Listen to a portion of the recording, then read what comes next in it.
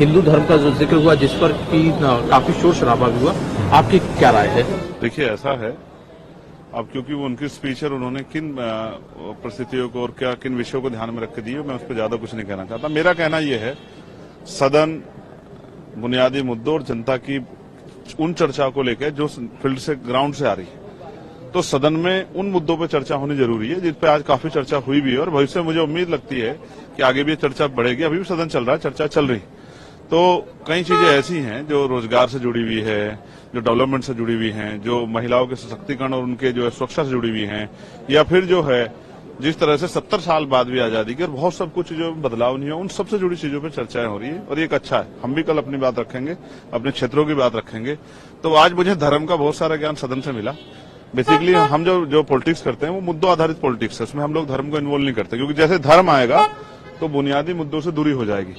तो मेरा ये मानना है, मैं कोशिश कर रहा हूं सीखने की, और मुझे उम्मीद है कि जब हमें मौका मिलेगा तो हम बुनियादी मुद्दों पे किसान, मजदूर, दलित, बैकवर्ड, माइनॉरिटी और तमाम तरह से जो बुनियादी जो मुद्दे हैं, रोजगार हो, डेवलपमेंट हो या जो है इंडस्ट्रीज हो रहा, उन सब पे बात रखेंगे और इसी के लिए हम लोग यहाँ लोकसभा में चुन के आए हैं। चंद्रशेखर जी, जो मुद्दे रखे गए खासतौर से किसानों के, अग्निवीर के, नीट के, या जो कहा गया कि डर का माहौल है, क्या राय रखते हैं आप? देखिए, अग्निवीर विषय है, अग्निवीर पे चर्चा होनी चाहिए। अगर अग्निवीर जो है अगर वो शहीद हो रहा है, उसको जो है वो जो अधिकार बैठता है उसका वो मिलना चाहिए, जिस पे चर्चाएं हुई हैं, सबने अपनी बात रखी है। सबसे ज्यादा जरूरी मेरे लिए आज की पीड़ा नौजवान होने के नाते वो बेरोजगारी की है। और जब जिस तरह से निजीकरण हुआ है, मुझे लगता है सरकारी डिपार्टमेंट तो है नहीं, प्राइवेट सेक्टर में जिस तरह क्रैश हुआ है एक लंबे समय से प्राइवेट सेक्टर, तो जो छोटी जॉब्स थी लगभग वो खत्म हो गई है।